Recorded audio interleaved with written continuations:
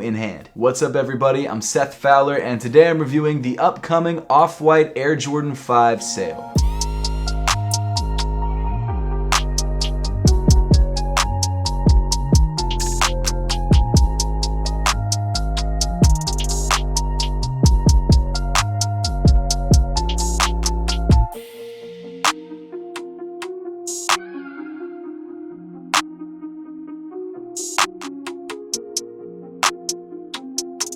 Thanks so much for tuning in today. Make sure to hit that subscribe button down below if you haven't yet and you want to see more videos just like this one. And also make sure to give me a follow on Instagram and on Twitter at RealSethFowler because I usually give you guys some sneak peeks at upcoming videos. But today's video I'm so excited for, and that's because today I'm reviewing the follow-up to one of my favorite sneakers of the year. The original Off-White Jordan 5 was not a shoe that I initially thought that I was going to love. In fact, when I first saw images of this shoe, I was like, it's a little underwhelming. I'm not a huge fan of that. But then when I actually started wearing this shoe and realized how comfortable it is and how the deconstructed look not only complements the way that the sneaker looks, but really helps with the overall feel of the shoe, I was sold. And surprisingly, the Off-White Air Jordan 5 is one of my most worn sneakers of the year. In fact, I've been wearing this shoe about twice a week since February. I don't think I've ever worn another Off-White sneaker, or even collab sneaker for that matter, as much as I've worn this shoe. This is truly one of my most worn and most loved sneakers of 2020. And so for me, this brand new sale colorway is so exciting because it's a follow-up to one of my favorite sneakers of the year. If you're trying to grab a pair of the sale Off-White Air Jordan 5s for yourself and you weren't one of the lucky few who got early access,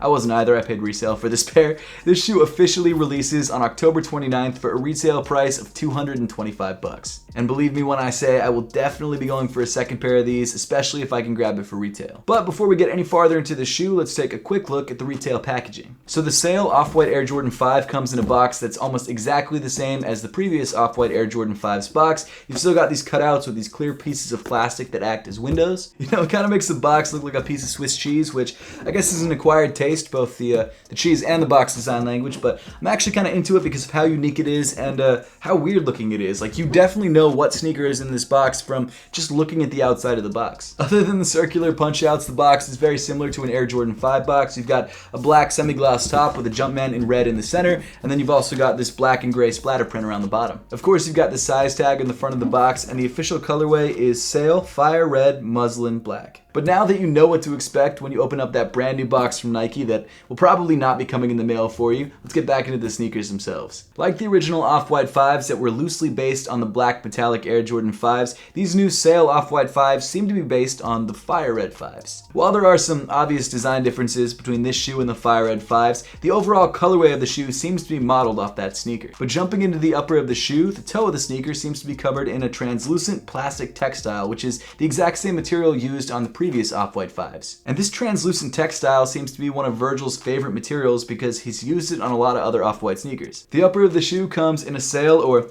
wait for it, off-white color, and has this really interesting crinkly sound to it because it's primarily made up of plastic. Most of the panels on the upper have a rough frayed edge, which gets more frayed the more that you wear the shoe. And while I don't love that detail because I feel like it's not totally on purpose, it doesn't ruin the overall look of the shoe, and even when you've worn the shoe a bunch, it's not that noticeable. As you move up on the shoe, you get to these sail-colored flat laces, which has the word shoelaces written on the end of the laces in black. If you decide you're not a fan of the original laces because you feel like maybe there's just not enough contrast in the upper, Nike does actually give you a set of black laces and red laces if you'd like to switch them out. With my original Off-White 5s, I actually did switch out the laces, and now I have one side that's white and one side that's black, but on the sail colorway, I just really like the way that these cream or sail laces look, and I feel like the red and the black might be too much on the upper. As you can see on the side of the shoe, the laces weave through these semi-translucent lace eyelets, which have this aged yellow look. Now I know that the concept on the Off-White Air Jordan 5s, both on this new pair and on the original pair, is a deconstructed, aged look, and while I like the overall concept, I feel like on the sail pair he took it a little bit too far. The whole upper of the shoe, in my opinion, is just too yellow, and it's made even worse with these yellow TPU accents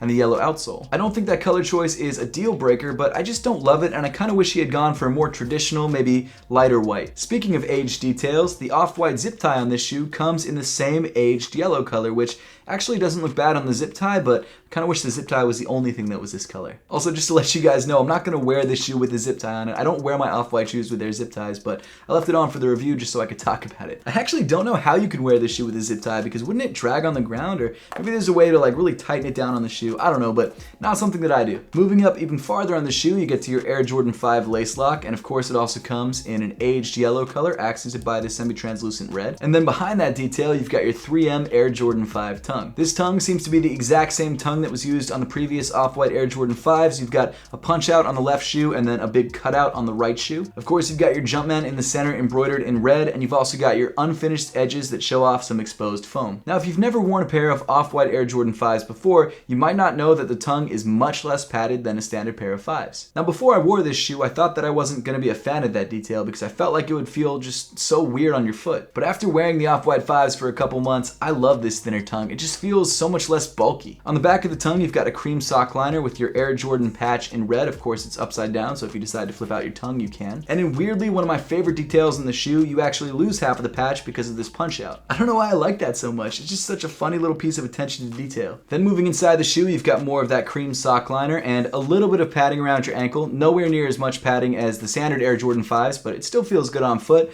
And of course, you've got that exposed foam around the top of the ankle collar. And then the inside of the shoe is rounded off with a black insole with the Nike Air branding printed on the heel in red. As for sizing and fit, I would definitely recommend going down half a size on this shoe. That's what I did on my original pair, that's what I did on this pair. And the reason I say that is because there's so much less padding on this shoe than a standard pair of 5s, it just fits so much looser. I'm a size 9, and I found for me that a size 8.5 fits perfectly, and I actually love the way it fits. In fact, I would even say that I think for me it's more comfortable than a standard pair of 5s. I know that's weird to say, but I just love the way that the Off-White 5s feel on my foot. If you have wider feet, maybe don't go down half a size. True to size will still fit you fine, but for me, the perfect fit was down half a size. Continuing back in the shoe towards the midfoot, you've got more of that translucent plastic textile, and then in the center of the midfoot, you've got what usually is your standard Air Jordan 5 mesh area, except on this pair, you've actually got this interesting circular cutout right in the center. So these holes are interesting because they can be found throughout the sneaker and obviously on the box as well, and usually they're covered up by this translucent plastic textile. I'm sure by this point you've seen the viral video of Virgil cutting out the mesh on his personal pair. That's something you can do if you want to. It'll definitely make the shoe look more unique, but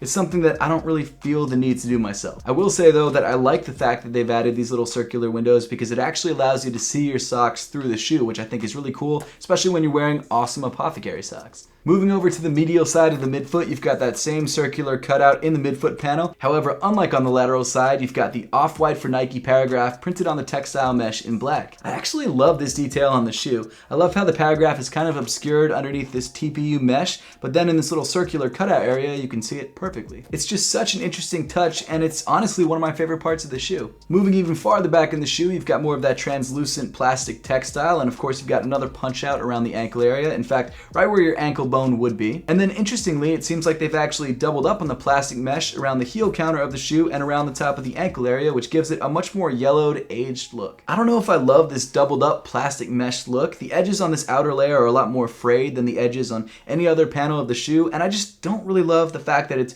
even more yellow than the rest of the upper. Again, not a deal breaker though, but it's just something that I kind of wish was a little bit different. Underneath that outer layer of plastic mesh on the lateral side, you've got 23 embroidered on the heel of the shoe in red. And then moving around to the back of the heel, also underneath that outer layer of plastic mesh, you've got Nike Air embroidered in black. Then moving down on the shoe, you get to the semi-gloss black midsole accented by these dark red shark teeth. And then finally moving to the bottom of the shoe, you've got this really interesting aged outsole. Every rubber panel on the outsole of this shoe seems to be somewhat semi-translucent. The toe and the midfoot of the shoe come in a dark gray semi-translucent rubber, and then the forefoot and the heel of the shoe come in a very aged yellow look. It actually looks to be the exact same color that they used on the original Off-White 5, except obviously my pair is a little bit more worn, so it looks a little bit darker. The Sail Off-White Air Jordan 5 is a solid follow-up to the original Off-White Jordan 5s. I think a lot of people, including myself, will prefer the original Off-White 5s to this pair just because this pair looks a little bit too aged for me. That said, I love the contrast that this shoe has between the Sail upper and the black midsole, and even though there's a lot of like weird yellow accents on the shoe, they don't look out of place. Comfort-wise, like I said before, if you grab the right size for you, it's going to be an incredibly comfortable shoe on foot, even though it's missing a lot of padding on the upper. Seriously, I meant what I said. I really feel like the Off-White 5s are more comfortable for me than the standard 5s. Even though I might not love the Sail colorway as much as the original colorway, it's still an excellent sneaker. I'm still really happy to be adding it to my collection, and it's definitely a shoe I'm gonna wear on a regular basis. But now I would love to know your thoughts on the upcoming Sail Off-White Air Jordan 5s, and whether you're planning to grab a pair for yourself or whether you're gonna let this pair go. So make sure to let me know in the comment section down below. And as always, thank you so much for watching. Make sure to subscribe if you haven't yet, and I'll see you all in the next one.